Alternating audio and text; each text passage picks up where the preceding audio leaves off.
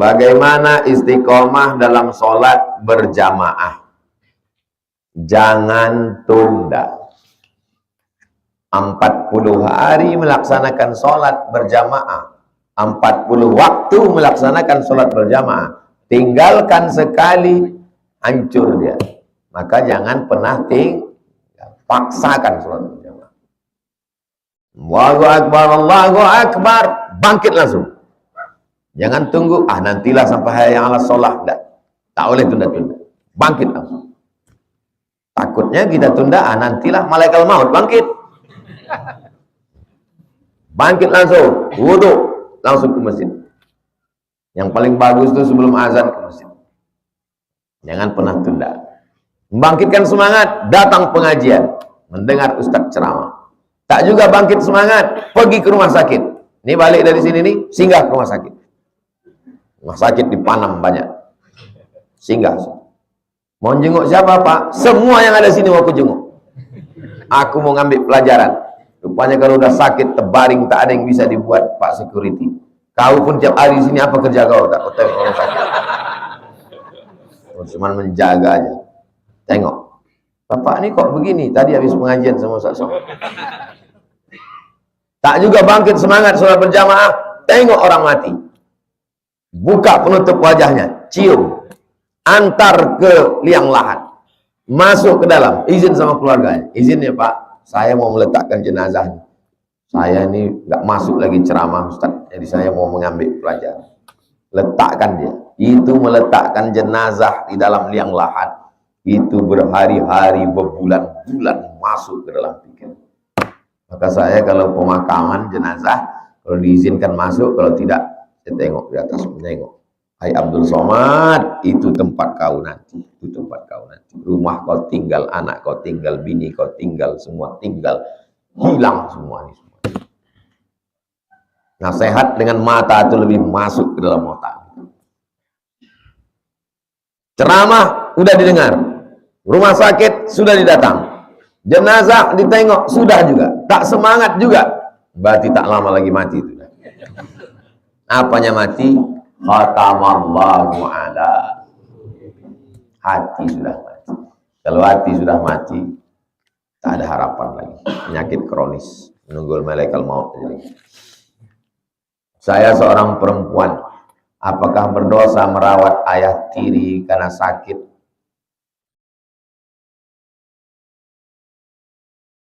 Perempuan punya ayah tiri. Ayah kandungnya entah bercerai emaknya, entah mati. Lalu ayah tirinya ini, maaf cakap, sudah berhubungan dengan emak tirinya. Maka sampai mati, dia tak bisa nikah dengan ayah tirinya. Walaupun ayah tirinya ini udah bercerai dari emak tirinya. Ini namanya mahram mu'abbad. Mahram mu'abbad. Mu'abbad artinya kekal abadi. Begitu juga dengan mertua. Nikah antum dengan perempuan. Perempuan ini punya emak. Dengan mertua antum itu mahram mu'abbad. Makanya kalau ada orang yang tertarik sama mertuanya, ini mesti diperiksa. Boleh jadi ini babi jadi-jadian. Begitu juga dengan bapak tiri yang berbuat tak senonoh dengan anak tirinya. Itu anakmu, itu anak kau itu. Saat membersihkan badannya, ada namanya aurat mughallazah. Aurat yang berat itu tak boleh. Walaupun kau mak kandung, tak boleh kau mandikan jenazah. Kenapa? Ada perempuan. Perempuan dimandikan oleh perempuan, laki-laki dimandikan oleh. Tak ada lagi satu pun darurat. Ad-darurat tubihul mahzurat. Ada anak kandungnya laki-laki, ada yang ngurus. Ada pula saudaramu laki-laki, sama-sama anak tiri, ada dia yang ngurus. Bang, masalah memandikan, nyiramkan kepala aku. Tapi masalah mencebokkan kau. Nah, ini aurat mughallazah, aurat yang berat. Karena beda jenis kelamin. Mudah-mudahan yang sudah meninggal diberikan Allah ampunan. Yang masih hidup diberikan Allah istiqomah iman dan Islam. Apa itu namanya tafa'ul? Tafa'ul artinya mengambil nilai positif. Itu arti tafa'ul. Tasya'um mengambil nilai negatif. Saya tafa'ul ini. Saya jadikan nama anak saya namanya Muhammad Mutawalli Asy'arawi, Pak Ustadz. Kenapa kau ambil nama Syekh ulama besar Mesir? Tafa'ul, mengambil nilai positif. Mudah-mudahan anak saya alim macam Syekh Muhammad Mutawalli Asy'arawi. Itu namanya tafa'ul. Minum susu malam 1 Muharram, itu tafa'ul. Putih bersih. Padahal susu itu kalau dia lewat kena tai, warnanya jadi hitam. Kalau lewat dia kena darah, warnanya jadi merah. Baina farsin wadamin, antara tai, kotoran, dan darah. Bisa dia putih bersih. Maka tafa'ul, minum susu pada malam tahun baru, supaya sepanjang tahun itu dia tak terkontaminasi karena tai dan tak terkontaminasi darah. Dia tetap murni, bersih, putih. Itulah salah satu, tapi bukan Nabi yang membuat, ulama. Jadi ada sebagian ulama, para habaib, malam tahun baru itu diminumnya. Bukan 1 Januari nanti, 1 Muharram. Udah lewat Pak Ustaz, udah lewat. Jadi tak apa-apa, nanti malam untuk minum, beli susu kotak kambing. Apa saja amalan di bulan Muharram nih Pak Ustaz? Inna iddatash syuhuri indallahi 12 syahran fi kitabillahi yauma khalaqas samawati wal ard minha arba'atun hurum. Ada 4 bulan mulia. Salasun mutawaliyatun, 3 berturut-turut, Muharram, Zulqa'dah, Zulhijjah, Muharram. Ma baina Jumada wa Sya'ban, yang satu lagi terjepit antara Jumadil akhir dan Jumadil awal dan Sya'ban. Jumadil akhir dan Sya'ban, itulah bulan Rajab. Apa amal di antara ini? Wa minal hurumi fasum, di antara bulan-bulan haram maka puasalah kamu. Puasanya yang paling afdal yang mana? 9, 10, 11. Kenapa 9, 10, 11? Membedakan Yahudi, karena Yahudi puasanya 10 saja. Kenapa kalian puasa? Kata Nabi, hadza yaumun salihun, ini hari yang baik ya Rasulullah. Najjallahu fi Musa wa aghraqa fi Fir'aun. Hari ini Allah menyelamatkan Musa dan menenggelamkan Fir'aun. Kami bersyukur kepada Allah. Kata Nabi, aku lebih layak bersyukur karena Musa itu saudaraku. Maka umat Islam berpuasa. Itulah dia puasa Asyura. Paling afdal 9, 10, 11. Tak bisa 10, 11 saja. Tak bisa juga 10 saja pun tak apa-apa. Hari Jumat nanti 10. Bagus 9, 10. Jangan puasa Jumat sendiri, didahului atau setelahnya. 10 pun tak bisa, mati aja lah. Apalagi yang bisa kita isi amal soleh. Saya tak bisa puasa nih Pak Ustadz, buah pinggang saya sudah dicabut, berat berpuasa. Sholat sunat diperbanyak. Sholat sunat pun tak bisa Pak Ustadz, sakit lutut. Membaca Quran diperbanyak. Baca Quran pun tak bisa Pak Ustadz, mata pun rabun. Zikir pun saya tak sanggup Pak Ustadz. Tahu kau jembatan Leton? Pergilah ke situ, pergilah. Maksudnya Pak Ustadz, apa saja amalan? Itu dia udah amalan. Sering terjadi di kalangan yang mengaku pecinta sholawat, karena asik acara sholawat malam sampai jam 1, subuhnya kesiangan. Ini sama dengan orang yang pakai jas, pakai dasi, tak bercelana. Dasi itu kan sunat itu. Sunat. Yang wajibnya celana. Antum bayangkanlah itu. Nanti menghadap Allah pakai jas, pakai dasi, tak bercelana. Nah, itulah dia orang yang rajin berselawat tapi tak sholat. Nangis malah. Sallallahu ala Muhammad marhaba. Oleh mata lagi. Ya Allah, orang semua itu. Kenapa dia menangis? Rupanya kamera kawan nyala. Banyak yang menganggap yang penting sholawat berjamaah tak terlalu, sebisanya saja. Saya husnuzon. Orang yang bersolawat sampai jam 1, jam 2 itu dia tak tidur. Pulang dia minum kopi.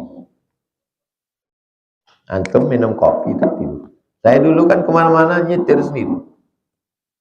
Pergi ke Dumai, nyetir sendiri. Pasir Pangarayan, sendiri. Indragiri Hilir Tembilahan, sendiri. Kata orang, minum ini Pak Ustadz, tak boleh sebut merek. Minum, mengantuk juga. Minum merek ini Pak Ustadz, mengantuk juga. Sampai akhirnya satu malam saya diundang di Tembilahan. Ustadz, ada jamaah kita baru buka kafe. Bagus kopinya Pak Ustadz. Dia mengundang Ustadz minum, ayolah. Begitu kami minum, sampai subuh tak tidur-tidur. Situlah baru saya paham, kopi itu membuat mata kita tak tidur. Maka antum minum kopi habis sholawat tuh, habis sholat subuh baru tidur. Jangan tidur jam 3. Kalau tidur jam 3, jamak takhir lah subuh. Jadi kalau udah habis acara malam tuh, tahajud, duduklah sama kawan, ngobrol-ngobrol, cerita macam-macam yang baik-baik, menunggu azan subuh. Yang tidur, kalau tidur nanti yang disalahkan ustadz yang sholawat. Itu ustadz itu, ustadz juga kalian salah. Almarhum ayah kami punya tanah 1 hektar. Kami adik-beradik ada 8 bersaudara. 8 bersaudara. Lah bersalah itu. Sebelum ayah kami meninggal pernah wasiat. Kata dia tanah yang 1 hektar itu dibagikan kepada 4 saudara saya yang ekonominya masih kurang mampu. Sedangkan saudara kami yang 4 lagi ekonominya sudah mapan. Bolehkah wasiat ayah kami itu ditunaikan Pak Ustadz? Mimba adi wasiyatin, sebelum harta warisan dibagi, keluarkan dulu wasiat. Keluarkan wasiat. Berapa wasiat yang dikeluarkan ini? Tak boleh lebih dari 1/3 harta. Kuwasiatkan ruko yang ada di Jalan Trimbo Panjang itu untuk pesantren operasional Mahat Az-Zahra, kata jamaah. Dihitung berapa harta dia. Harga ruko itu 1 miliar. Harta dia cuma 2 miliar. Berapakah wasiat yang dikeluarkan? 666. Karena tak boleh lebih dari 1/3. Ini dia wasiatkan, keluarkan 1/2 hektar. Hitung berapa harga 1/2 hektar menurut harga pasaran. Baik, hitung total berapa semua harta dia. Selama kurang dari 1/3, maka boleh. Lebih dari 1/3, hitung berapa 1/3. Yang 1/3 itu ajalah dibagikan kepada 4 orang ini. Sisanya dibagikan kepada ahli waris. Yang 4 ini dapat lagi. Dapat. Kok dapat lagi dia Pak Ustadz? 1 sebagai wasiat, 1 sebagai ahli waris. Oh kalau begitu orang tua ini tak adil Pak Ustadz. Makanya sebelum mati kasih tahu dulu. Jangan main bisik-bisik aja. Ini pas di rumah sakit, koma bisik. Tanah untuk kau. Tak bisa begitu. Kumpulkan dulu. Kau kukuliahkan sampai S3. Kau kukuliahkan sampai S2. Ini adik kau ini masih SD. Maka adik kau ini kukasih dia ruko. Nanti kalau aku mati kasih dia untuk ini ya, ini SD. Kau kan dah kukuliahkan. Ragu ya sama kami. Kami ini kan abangnya. Kau baik, bini kau celaka. Aku takut adik kau ini tidak dapat. Adik kau ini perempuan. Adik kau ini masih kecil lagi. Kau bagi nanti. Jadi kasih tahu dia semua. Kalian sekarang ketawa, tapi kalian nanti kan jadi kepala rumah tangga, punya ayah. Nanti 20-30 tahun lagi punya ayah, anak kan, baru kalian ingat cakap betul kata Ustaz Somad. Jangan meninggalkan sesuatu sehingga mereka tidak boleh membagi anak yang lain tak dapat. Datang sahabat, ini kau kasih, iya. Semua anakmu dapat, tidak. Apa kata Nabi? Fattaqullah, takutlah kepada Allah. Wa'dilu baina auladikum, bersikap adillah di antara anak-anak kamu. Karena kalau kau tak adil, putus silaturahim, cucumu putus. Itu sepupu kau kan? Iya. Kenapa kau tak mau berkawan sama dia? Tak adil atuk kami. Ayah dia dikuliahkannya sampai S3. Ayahku S cendol pun tak dapat. Putus silaturahim cucu kau gara-gara kau tuh. Inilah gara-gara atuk tak mengaji. Atuk,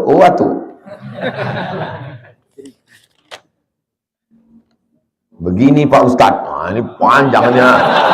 Nah, begini Pak Ustadz nih.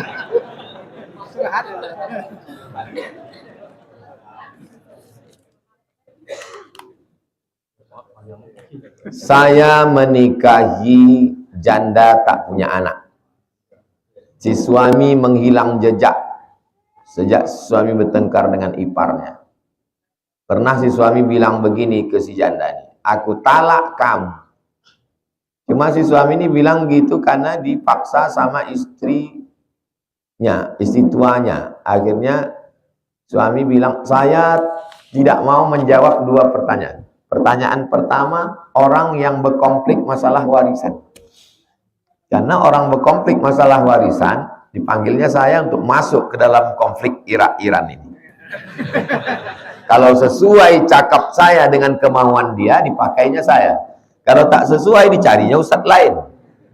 Maka setiap ada orang berkonflik masalah warisan, saya suruh kau tulis semua, serahkan ke PA, Pengadilan Agama. Kalau provinsi namanya PT, Pengadilan Tinggi. Kalau pusat namanya MA, Mahkamah Agung. Selalu saya tak mau jawab. Kenapa? Orang berkonflik ini dia mencari pembenaran. Dah beberapa kali saya kena. Yang kedua, yang tak mau saya jawab, orang berkelahi masalah talak. Dia tanya talak ini jatuh talak berapa, jatuh atau tak jatuh, talak 1, talak 2 atau talak 3. Kalau sesuai dengan kemauan dia dipakainya. Kalau tak sesuai carinya ustadz lain. Dilaganya saya. Maka kalau model begini saya suruh kau tulis kronologisnya, serahkan ke PA. Nanti hakim akan memutuskan talak berapa jatuhnya. Nih macam ini. Kau talak kau kata. Tapi si suami bilang begitu tuh karena dipaksa sama bini tuanya. Jadi termasuk orang yang bertakwa. Takwa itu artinya takut istri tua. Paksa sama bini tuanya. Kau ceraikan bini kau tuh. Awas kau gitu.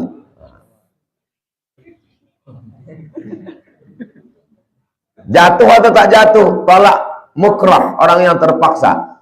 Maka ditulisnya kronologisnya, serahkan ke PA, Pengadilan Agama, Kabupaten Kampar atau Kota Pekanbaru. Hakim yang menjatuhkan. Al-hakimu yarfa'ul khilaf. Keputusan hakim mengangkat khilaf. 2. Si suami memasrahkan talak kepada orang lain. Mana bisa main pasrah-pasrah?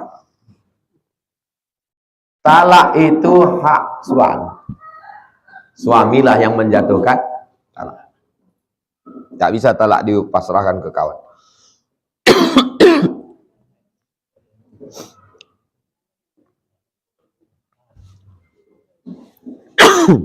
Kenapa hakim bisa menjatuhkan talak?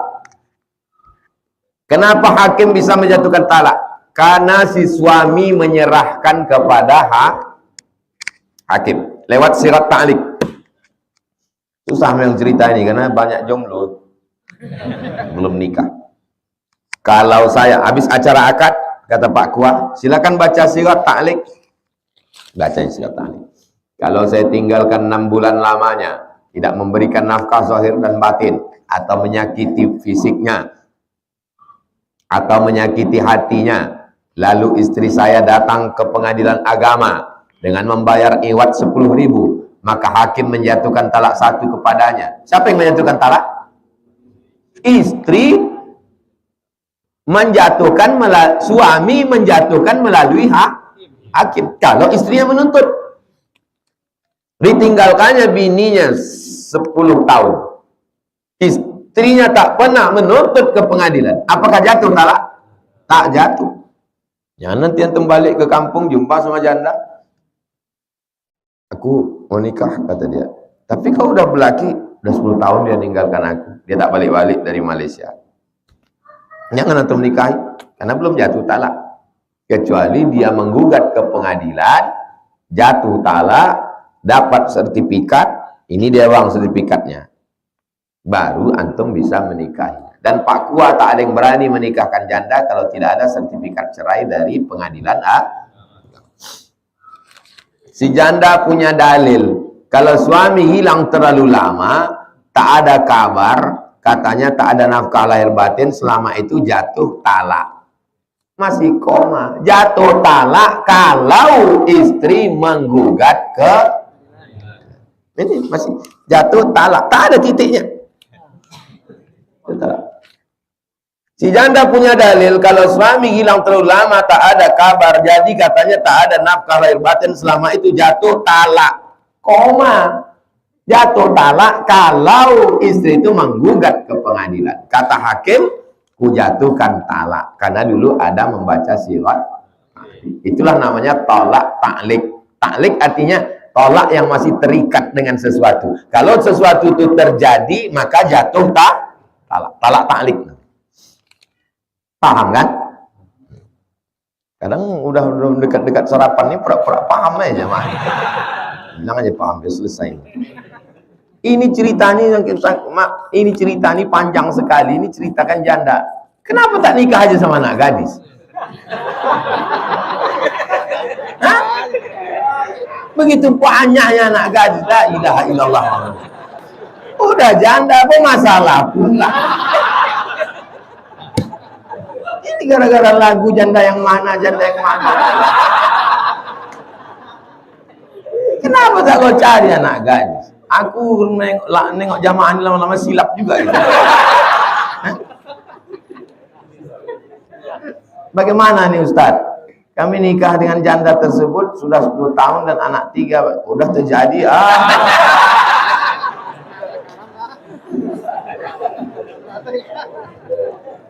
Berarti nikahnya dulu nikah siri.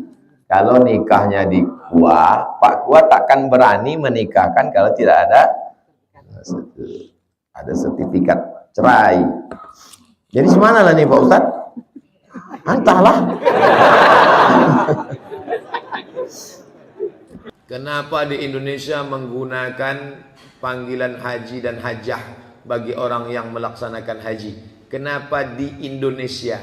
Kata di Indonesia ini perlu diluruskan. Saya tinggal di Mesir 4 tahun. Di Mesir asal ada orang tua dipanggil haji, walaupun dia tak pernah ke Mekah. Haji. Di Maroko panggil haji. Itu apa? Doa. Panggilan itu doa. Orang Mesir itu saking inginnya pergi ke Mekah, di kampung-kampung itu di dinding rumah semua gambar Ka'bah, onta, Masjidil Haram, Masjid Nabawi. Saking rindunya mereka, maka dipanggilnya haji. Yang belum berangkat pun dipanggil haji untuk doa. Semoga kau berangkat haji. Itu sebenarnya doa. Yang tak boleh itu riak. Riak, itu tak boleh. Kenapa bapak tak datang undangan anak akikah saya kemarin? Tak kau buat pula saya haji. Mana saya mau datang? Itu yang tak boleh. Tak tahu kalian saya ini sudah haji 4 kali. Itu yang tak boleh. Adapun dia dipanggil sebagai penghormatan, orang memanggil dia, bukan dia minta panggil. Dan itu bukan hanya di Indonesia saja, di Mesir, di Maroko panggil haji. Bagaimana adab kita menggunakan kata ganti beliau kepada Allah? Beliau itu untuk manusia. Beliau untuk manusia. Adapun Allah, marilah kita bersyukur kepada beliau yang sudah memberikan kita. Itu tak betul. Dia tak belajar bahasa Indonesia, perlu ambil lagi 16 tatap muka, 2 SKS belajar bahasa Indonesia. Belajar bahasa Indonesia balik. Bagaimana caranya supaya taubat kita diterima Allah? Rukun taubat 3. Yang pertama, an-nadamu fil qalbi, menyesal dalam hati. Setelah menyesal dalam hati, yang kedua al-iqraru bil lisani, diikrarkan dengan lidah, astaghfirullahaladzim. Yang ketiga, an-itmaru alla ya'uda ilaihi abadan, tekad kuat tidak akan kembali ke dalam perbuatan itu lagi. Itu namanya taubat nasuha. Ini pendapat siapa nih Ustaz Somad? Pendapat Abdullah bin Abbas. Rukun taubat ada 3. Adapun cara bertobat diajarkan Nabi. Ma min muslimin yuznibu dzamban. Kalau ada orang berdosa, summa yatatahhar, yang paling elok mandi. Mandi apa namanya? Mandi tobat. Maaf cakap, macam mandi wajib, basah semua. Ustaz, saya mau mandi tobat. Mana dulu yang basah? Terserahlah, mau kaki dulu, mau kepala dulu. Kebetulan mandinya ke Sungai Siak, salto dia. Kepala dulu, sah. Apa hilang dosa saya kalau mandi Pak Ustaz? Kalau di Sungai Siak itu mandinya di tengah pula lagi. Jangankan dosanya, orangnya hilang sekalian. Kalau tak bisa mandi, berwudu. Kalau tak bisa berwudu, saudara kita yang dulu peminum, pemabuk, pezina, pemakai narkoba, sekarang sakit di ruang ICU, mandi tak bisa, wudu tak bisa, kasih tahu dia, suruh dia tayamum. Kalau dia tak bisa tayamum, ditayamumkan.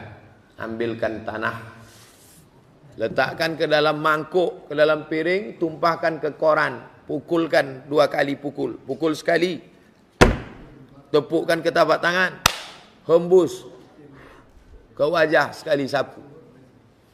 Pukulkan sekali lagi, tepukkan ke tapak tangan, hembus, sapukan ke lengan sampai ke siku. Debunya dibagi 3. 1, 2, 3. Yang ini untuk di bawah, yang ini untuk di dalam, yang ini untuk di sini. 1, 2, 3. Kalau banyak di sini kabel-kabel, maka pakai tayamum mazhab Maliki sampai ke siku saja. Tayamum Maliki, Maroko sampai Maliki sampai siku saja. Sampai siku kalau yang Syafi'i. Kalau yang Maliki sampai pergelangan saja. Dah. 1 tayamum untuk 1 solat. Suruh dia solat sunat taubat. Banyak saudara-saudara kita tak tahu bagaimana bersuci. Kalau dia tak bisa mandi, tak bisa berwudu, maka bertayamum. Setelah itu solat sunat taubat. Usolli sunnatat taubat raka'ataini lillahi ta'ala. Setelah itu perbanyak istighfar. Summa yastaghfirullah, perbanyak istighfar. Illa ghafarallahu lah, maka Allah mengampunkan dosa-dosanya. Tanpa melalui solat sunat taubat. Kenapa tak mau solat sunat taubat? Solat sunat taubat lah. Hanya melalui zikir setelah solat. Solat sunat taubat. Zikir-zikir, kenapa ditawar pula taubat? Ini bukan harga supermarket. Ini harga pasti. Mana yang lebih besar pahalanya? Seorang laki-laki menikah dengan janda yang punya anak atau yang tak punya anak, daripada dengan nikah dengan seorang gadis. Pertanyaan ini pernah terjadi pada zaman Nabi SAW. Datanglah sahabat Nabi mengatakan, aku sudah menikah. Kata Nabi, sama janda apa sama gadis? Aku nikah sama janda. Kata Nabi SAW, hala bikran, kenapa kau tak nikah sama anak gadis? Kata dia, adikku banyak. Sejak emak ayahku mati, adikku banyak. Kalau aku nikah sama gadis, anak gadis ni sebaya dengan adikku, tak peduli dia, malah berkelahi nanti. Tapi kalau aku menikah dengan janda ini, dia bisa jadi kakaknya, dilindunginya adik-adikku. Tengok, abang yang memperdulikan adik. Maka Nabi menerima alasannya. Ini. Jadi kalau dia nikah dengan janda, janda itu pula punya anak yatim, sabar dia, inilah yang paling bagus. Tapi kalau dipijak-pijaknya anak yatim itu, neraka jahanam tempat dia. Jadi tak bisa dikatakan lebih afdal dengan janda karena memelihara anak yatim, lebih afdal. Tengok dulu situasi dan kondisinya. Beda orang, beda lain kepala. Kira-kira paling lambat berapa menit solat tahajud sebelum solat subuh? Asal belum azan. Tapi masalahnya muazin itu pula terlambat bangun. Maka tengok jam balik. Mana jam kita? Jam subuhnya, subuh jam 5 pas. Maka kalau dia bangun jam 4.50 masih bisa dia tahajud. Jadi tak bisa patokannya azan. Punya kalender sendiri. Saya beli kalender setahun, murah harganya 15.000. Beli kalender setahun, tempel di dinding rumah. Itu penting. Setiap rumah mesti punya kalender setahun. Karena kita tak bisa berpatok dengan suara azan. Sesuaikan jam kita dengan jam televisi. Itu jadi patokan. 10 menit, 5 menit sebelum masuk waktu kita masih bisa sholat tahajud dan witir. Bagaimana hukum menengok film porno di internet? Bagaimana cara minta ampunnya? Berhentilah. Berniat dalam hati menyesal, banyak istighfar, berhenti. Tak ada cara lain daripada itu. Bagaimana hukumnya orang menerima gaji untuk dimakan, namun cara mendapat kerjanya menyogok pakai duit pelicin? Sogok ini terbagi dua. Ada sogok yang boleh, ada sogok yang haram. Mana bisa Ustadz bagi dua? Ini pendapat ulama nih. Misalnya begini, ini mesti dengarkan baik-baik. Jangan nanti keluar isu Abdul Somad menghalalkan sogok. Dilaknat Allah dan malaikat saya. Anak bapak honorer di kampung nun di tepi-tepi pulau sana. Honorer 5 tahun. Setelah dia honorer 5 tahun ada pengangkatan. Pengangkatan honorer syarat ijazah S1 FKIP. 2 sudah mengabdi 5 tahun. Dibawanya lah surat pengabdian. Saya sudah ngabdi 5 tahun. Memang FKIP penuh. Datang pegawai Diknas. Apa kata mereka? Wani piro. Maka orang begini boleh dia membayar. Karena dia sedang mengambil hak dia yang sedang dipegang oleh tukang pegang centong, tukang pegang sendok. Hanya saja tukang pegang ini jahat, pengkhianat dia. Ini boleh dia bayar. Karena kalau tak dia bayar, jatah itu akan diambil oleh si Manungkalit, Uta Ginjang, Uta Julu, Raja Guguk, Sinambela. Akhirnya yang menjadi guru di daerah itu siapa? Orang kafir. Habis anak orang Islam diajaran tidak-tidak. Jadi kalau ada orang mengatakan jangan bayar, siapa yang ngambil nanti? Diambil orang kafir. Sudah berapa banyak guru-guru orang kafir mengajar anak-anak kita. Orang Islam tak mau jadi guru di pinggir-pinggir kota. Akhirnya orang kafir jadi guru. Rusak anak-anak kita. Walaupun dia guru matematik, biologi, fisika. Sebelum mengajar apa kata dia? Anak-anak mau biar supaya pelajarannya masuk ke otak. Mau. Ini doanya.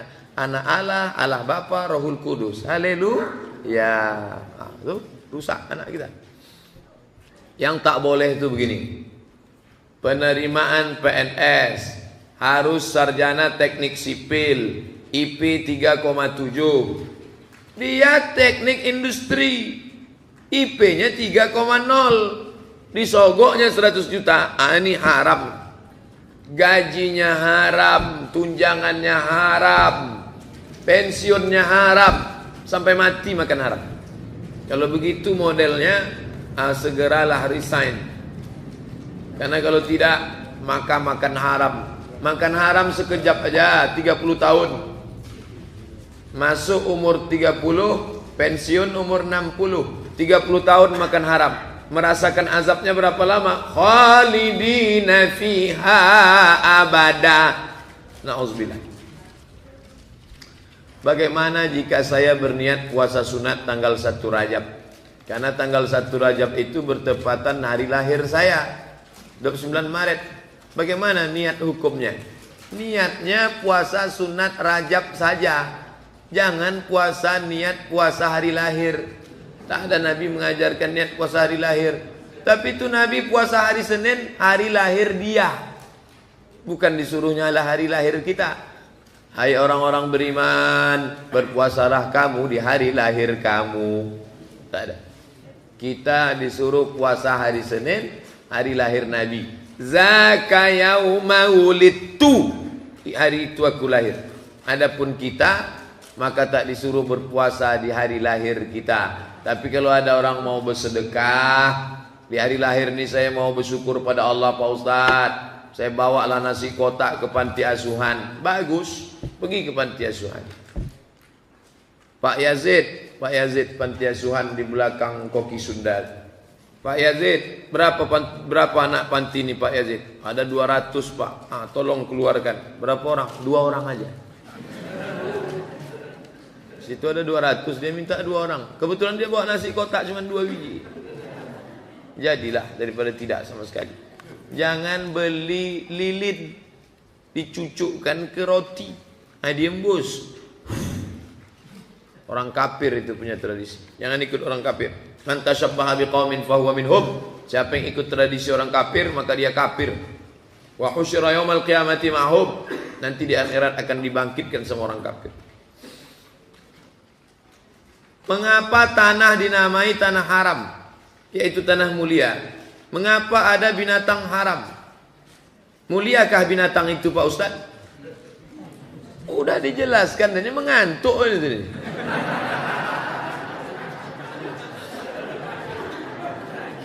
Tanah itu haram. Masjid itu masjid haram, masjid mulia.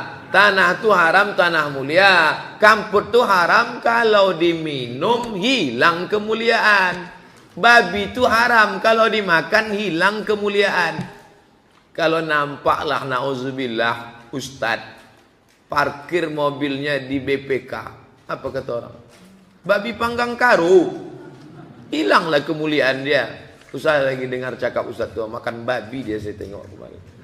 Kamu makan babi ya? Enggak Pak. Kemarin saya tengok kamu sama kawan, saya kuahnya aja sedikit Pak. Haram juga. Menghilangkan kemuliaan. Itu maknanya. Bukan babi itu mulia, menghilangkan kemuliaan. Tanggal berapa jatuhnya 1 Rajab?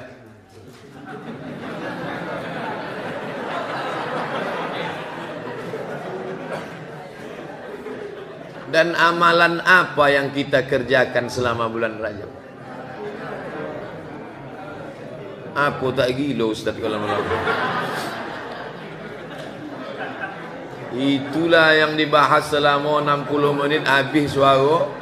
Itulah ditanya. Bila tanggal 1 Rajab, amal apa yang akan diisikan di bulan Rajab? Saya dulu enggak pernah pakai tangkal atau jimat. Sekarang saya tahu itu termasuk syirik. Apakah itu termasuk dosa besar? Saya menyesal bertaubat. Siapa yang tak pernah syirik? Abu Bakar Siddiq pernah syirik. Umar bin Khattab pernah syirik. Utsman bin Affan pernah syirik. Sahabat Nabi itu pernah syirik. Menyembah Lata, Uzza, Manat, Hubal, Jibti, Taghut, Naham. Mereka pernah mengundi nasib pakai anak panah. Mereka pernah menyembah. Mereka pernah syirik. Tapi mereka taubat. Tubu ilallahi taubatan nasuha. Berhenti, stop. Yang pakai tangkal, pakai jimat, nyimpan keris kecil di dompet, macam-macam, berhentilah. Minta memandikan tombak, pedang malam 1 suro, pakai 7 kembang. Berhenti. Kenapa? Syirik. Meyakini ada kekuatan jin, hantu setan, penjaga ratu raut pantai selatan, Nyi Roro Kidul. Hilangkan itu semua. La ilaha illallah, la ma'budu bihaqqin illallah. Tapi katanya dosa syirik tak bisa diampuni Pak Ustaz. Dosa syirik yang tak diampuni itu begini. Dimandikannya lah keris malam 1 suro. Penjaga hantu segala macam, tolong lindungi aku. Begitu dia sedang mandikan, mati dia. Itu neraka jahanam tempatnya. Belum sempat dia taubat, mati. Adapun orang yang taubat, maka diterima Allah. Kalau tak diterima taubat syirik, maka tak diterimalah taubat sahabat Nabi dulu yang pernah menyembah Lata, Uzza, Manat, Hubal, Jibti, Taghut, Naham. Bagaimana hukumnya minta sumbangan pada orang kafir untuk bangun masjid? Janganlah rendahkan agama kita ini. Jangan rendahkan agama kita ini. Riau ini bukan tak banyak orang kaya Islam. Minta kepada orang kafir nanti diejek-ejeknya kita. Apalagi mintanya sama Ahok. Apa kata pidato Ahok? Mengapa saya mau jadi gubernur di Jakarta ini? Siapa yang paling miskin? Islam. Siapa yang paling jorok? Islam. Siapa yang paling malas? Islam. Saya mendengarnya aja. Hampir saya banting HP saya. Jangan rendahkan agama kita di depan orang kafir. Tapi kalau orang kafir mau ngasih bantuan dengan syarat tidak ada unsur kristenisasi, bukan Haritanu, bukan Ahok, baik dia, dikasihnya. Saya tak mau disebut-sebut nama saya, pakailah. Boleh, tak apa-apa. Ada sahabat kita, pengelola panti asuhan, waktu dia mau beli beras, datang orang Hindu. Orang Hindu, Kaliang. Bapak mau beli beras? Iya, untuk apa? Panti asuhan. Mulai bulan ini saya yang nanggung. Tapi dia tak mau sebut-sebut nama. Saya yang nanggung. Tiap bulan dia nanggung. Panti asuhan. Bagus, tak salah. Nah, ini selama tak ada unsur agama. Sosial boleh. Apa dalilnya? Enak aja Ustaz menghalalkan bantuan orang kafir. Nabi diberi hadiah madu oleh pendeta, pendiri, pemimpin Alexandria. Namanya Muqawqis. Panggilannya Muqawqis, namanya Jirjis. Agamanya Kristen Ortodok. Dikasihnya Nabi madu, diminum Nabi madu itu habis. Boleh. Yang tak boleh itu kalau dia kasih makanan haram. Dikasihnya beras. Itu Jalan Sudirman, ada masjid kecil sebelah kanan, itu selalu dapat beras dari Cina. Mereka tanya ke saya, halal beras nih Pak Ustaz. Ada tak dia buat agama, bawa-bawa agama? Tak ada. Murni, ambil, tak masalah. Tapi kalau sudah terkait masalah agama, lakum dinukum waliyadin. Masalah politik, tak boleh. Ambil beras saya, coblos nomor 2, tak boleh. Haram. Mohon jelaskan balik rentang waktu sholat Isra, sebab banyak yang mengira hanya pada masuk syuruk itu saja. Tambah 12 menit. Jam 6:18 Pekanbaru sekarang 6:18 itu terbit matahari. Ini matahari terbit. Ini bumi ini permukaan bumi. Pas 6:18 muncul matahari. 6:18. Selama matahari muncul ini tak boleh sholat. Sampai berapa lama? Sampai setinggi tombak. Qaida ram'in, setinggi tombak. Kenapa? Karena waktu matahari naik sampai setinggi tombak, datang setan mengiringi matahari. Tanduk setan. Makanya disebut dengan qarnai syaitan. Waktu 2 tanduk setan. Waktu matahari terbit, datang setan menghampiri. Ini lambang setan. Metal itu setan. Metal itu setan. Maka datang setan menghampiri matahari setinggi tombak. Setelah diukur, waktu setinggi tombak itu 12 menit. Selama 12 menitnya dia mengikuti. Setelah selesai 12 menit, dia pun pergi. Itulah waktu menyembah Lata, Uzza, Manat, Hubal, Jibti, Taghut. Nah, maka kita dilarang. Setelah lewat 12 menit, 12 tambah 18, 6:30, barulah sholat sunat isyraq 2 rakaat. Kalau imam sedang rukuk, makmum terlambat, apakah menambah 1 rakaat? Kalau masuk ke masjid, imam sedang rukuk, langsung ikut rukuk. Jangan lupa takbiratul ihram. Takbirnya 2. Pertama takbiratul ihram, Allahu Akbar. Yang kedua takbir intiqal, Allahu Akbar. Dapatnya rukuk, dapat 1 rakaat. Fatihahnya al-imamu junnah, imam penanggung jawab. Wa qiraatul imam qiraatul makmum, bacaan engkau ditanggung oleh imam. Tapi jangan gara-gara ini terlambat terus.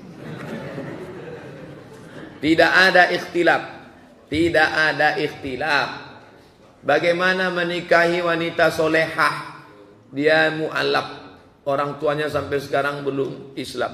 Menikahi mu'allaf maka sama dengan menikahi perempuan yang tak berdosa. Karena mu'allaf yang baru masuk Islam 0 bersih. Di dunia ini yang 0 2. Pertama mu'allaf, yang kedua pegawai Pertamina. Kurang dari 0 ya Pak. Bersih. Adapun emak bapaknya bukan urusan kita. Istrimu mana? Ini istri saya. Tidak pergi Idul Fitri ke mertua. Mertuaku masih menyembah Yesus lagi. Belum masuk Islam. Ajaklah dia masuk Islam. Andai sampai mati dia tak masuk Islam, yang penting anaknya Islam. Selesai. Negeri kita mayoritas telah